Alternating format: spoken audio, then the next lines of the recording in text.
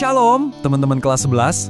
Pernah nggak sih kalian ngerasa kayak pengen jadi versi diri yang lebih baik gitu? Bukan cuma soal ganti gaya rambut atau punya hobi baru ya, tapi yang benar-benar berubah dari dalam. Nah, hari ini kita bakal ngobrolin soal itu, sebuah transformasi total yang Alkitab sebut menjadi ciptaan baru. Yuk kita bedah bareng-bareng. Masa-masa SMA itu kan emang, ya ampun, roller coaster perubahan banget ya. Mulai dari fisik, lingkar pertemanan, sampai pusing mikirin mau kuliah di mana. Jujur aja, kadang tuh jadi takut buat mencoba hal-hal baru. Kutipan di slide ini tuh bener banget. Perubahan sejati itu justru baru mulai terasa pas kita berani keluar dari gelembung nyaman kita. Dan ini termasuk dalam hal rohani juga loh.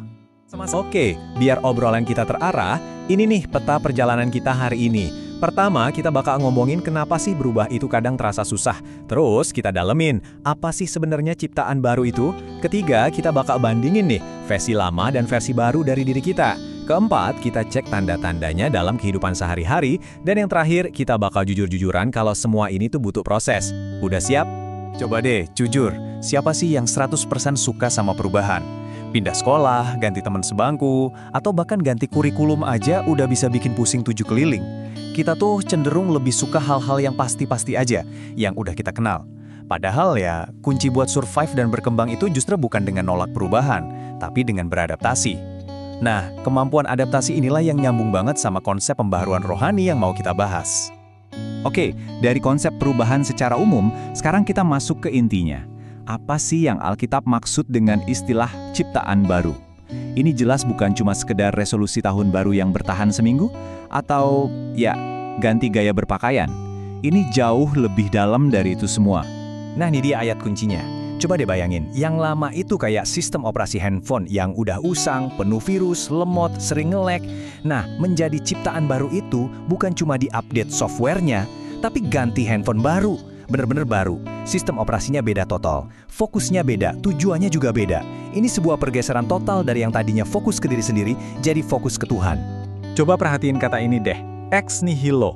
Ini keren banget artinya. Artinya dari ketiadaan. Jadi Tuhan itu bukan cuma merenovasi diri kita yang lama, bukan cuma dicat ulang biar luarnya kelihatan bagus. Bukan. Dia itu menciptakan sesuatu yang brand new, benar-benar baru dari nol di dalam kita. Sedahsyat dia menciptakan alam semesta dari kekosongan. Ini bukan hasil perjuangan kita sama sekali, tapi murni karya penciptaan Tuhan. Supaya makin kebayang bedanya, yuk kita adu langsung.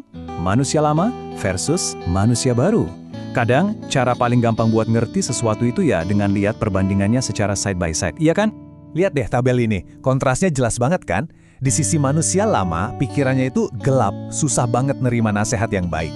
Sementara manusia baru justru haus buat belajar dan mendengar. Yang lama hidupnya cuma nurutin ego dan keinginan daging. Yang baru belajar buat dipimpin oleh roh. Perasaannya juga beda. Yang satu tumpul, nggak peka. Yang satu lagi hatinya diperbarui jadi peka sama suara Tuhan.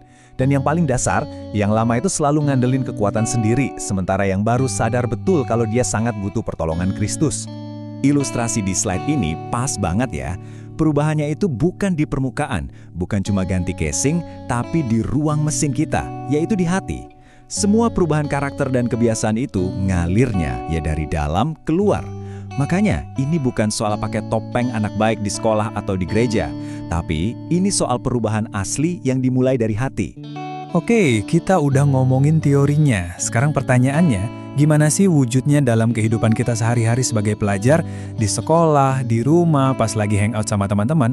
Mari kita lihat ciri-ciri praktisnya. Ini dia nih, kayak semacam checklistnya. Pertama, hati yang diperbarui. Dari yang gampang baper dan nyimpen dendam, jadi lebih gampang buat maafin. Kedua, pikiran yang baru. Dari yang sering overthinking hal-hal negatif, jadi diisi sama hal-hal yang benar dari firman Tuhan. Ketiga, perilaku berubah. Kebiasaan nyoltek atau bohong dikit-dikit, mulai deh ditinggalkan. Keempat, perkataan berubah. Dari yang suka julid dan ngegosip, jadi ngomongin hal-hal yang positif dan membangun. Dan kelima, yang paling penting, prioritas hidup bergeser. Dari ngejar likes dan popularitas, jadi ngejar apa yang Tuhan mau buat hidup kita. Sekarang kita ngomong jujur-jujuran ya. Apakah menjadi ciptaan baru itu berarti kita langsung jadi sempurna dan gak akan pernah berbuat salah lagi? Tentu saja tidak. Penting banget buat kita ngerti realitas dari perjalanan iman ini supaya kita nggak gampang putus asa di tengah jalan. Nah, ini poin kuncinya.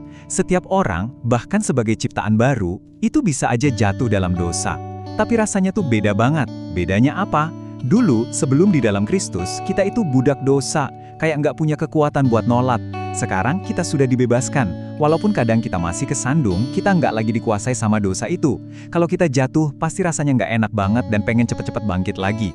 Perjuangannya memang ada, tapi status kita udah beda. Kita ini orang merdeka. Sebagai penutup, aku mau ninggalin kalian dengan pertanyaan ini buat direnungkan secara pribadi. Setelah dengerin semua ini, coba deh pikirin. Satu hal aja, satu langkah kecil. Perubahan apa yang Roh Kudus ingatkan buat kamu mulai hari ini juga? Mungkin dalam cara kamu bicara ke orang tua, atau dalam kejujuran waktu ngerjain tugas. Mulailah dari sana. Perjalanan menjadi ciptaan baru itu sebuah anugerah yang luar biasa. Ini adalah proses transformasi seumur hidup yang dipimpin langsung oleh Tuhan sendiri. Jadi teruslah bertumbuh di dalamnya teman-teman. Tuhan Yesus memberkati.